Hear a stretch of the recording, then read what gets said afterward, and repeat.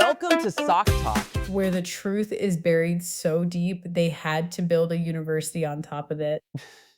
Today we're talking about the Stanford Prison Experiment. You know, the famous study that supposedly proved that ordinary, decent people will turn into absolute monsters the moment you give them a little power. And I need you to know, before we even start, that everything you think you know about this study is exactly what they wanted you to think. Okay, they. Already using they. We're 30 seconds in. I'm just saying, buckle up, because this one goes places. Okay, so for anyone who doesn't know the basics, walk us through it. Right, so 1971, a psychologist named Philip Zimbardo at Stanford University takes 24 college students and randomly assigns them roles. Half of them are prisoners, half of them are guards. They set up a fake prison in the basement of the psychology building. And the whole point is to study how people behave when you put them in those roles. Which on the surface sounds like a legitimate scientific question, right? Does environment shape behavior? Does a uniform change how you act? Totally legitimate question, except the experiment was supposed to run for 2 weeks. It got shut down after 6 days. Because things got bad. Because things got horrifying, the guards started doing psychological torture, sleep deprivation, humiliation, forcing prisoners to do degrading things. One prisoner had a full psychological breakdown, and Zimbardo, the researcher, just watched. He later said he got so absorbed in his role as prison superintendent that he stopped thinking of himself as a scientist. Okay, but that could just be a researcher who got too close to his work.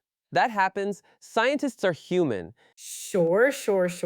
Except here's where it starts to unravel. Here we go. In 2018, a researcher named Ben Blum got access to audio recordings that had been archived, recordings from inside the experiment, and what he found was that Zimbardo's head guard, a guy who later became the face of the Guards Go Evil story, had been coached.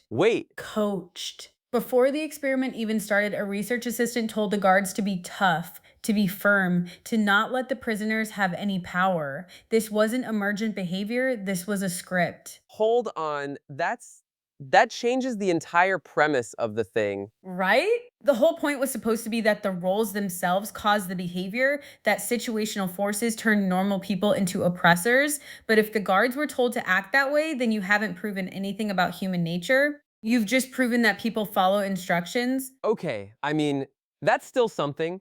People follow instructions to do awful things. That's also a real finding. It is, but Zimbardo didn't report it that way. He reported it as spontaneous, organic. He built his entire career on the idea that the situation made them do it, and he left out the coaching. So he just omitted a key variable. He buried it in an archive for decades. That's not nothing. That's not nothing at all. Okay, but researchers make mistakes. Maybe he genuinely didn't think the briefing was significant.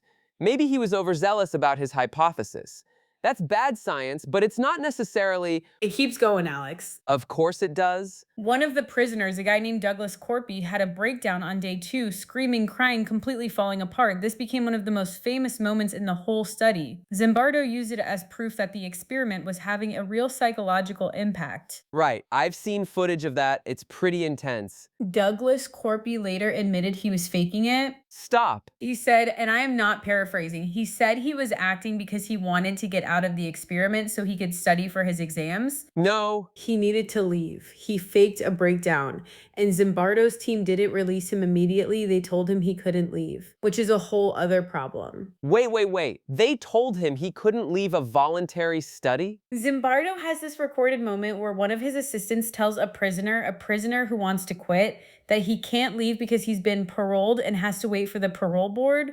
Like, they made him believe the fake prison rules were real. Okay, that's ethically really bad. You can't do that. Informed consent, the right to withdraw, that's foundational stuff. And yet, this study was taught in psychology classrooms around the world for 50 years as a landmark achievement. I mean, I learned about this in school. Everyone learns about this in school. That's the thing. That's exactly the thing. Okay, but here's my pushback. Even if Zimbardo was a bad researcher, even if the methodology was compromised, does that mean the conclusions are wrong? People do abuse power. That's real. We see it everywhere. Yes! Absolutely, but there's a difference between power corrupts people sometimes under some conditions and give anyone a uniform and they will inevitably become a monster. Zimbardo sold the second one, and because the study was so dramatic, so cinematic, everyone bought it. It became a story more than a study. It became a myth, and myths are useful to certain people. Okay, now we're sliding toward useful to certain people, and I need you to slow down. I'm just saying, if you want to excuse institutional cruelty, if you want to say the guards at this prison weren't responsible, the system made them do it, the Stanford Prison Experiment hands you that excuse on a silver platter, Huh. right? That's a genuinely uncomfortable implication. It gets used in legal defenses, Alex. It got cited in investigations into real prison abuse, real guards, real abuse. The situation made me do it. Okay, so the contamination isn't just academic, it leaked into actual systems. The fake science became the foundation of real policy thinking. I need a minute with that. Take your minute. I hate that you do this to me every episode. All right, tell me about Zimbardo himself, because I feel like we're circling something. Oh, Philip Zimbardo, where do I start? So, after the experiment, he becomes this massive public intellectual, books, documentaries, a TED Talk with tens of millions of views.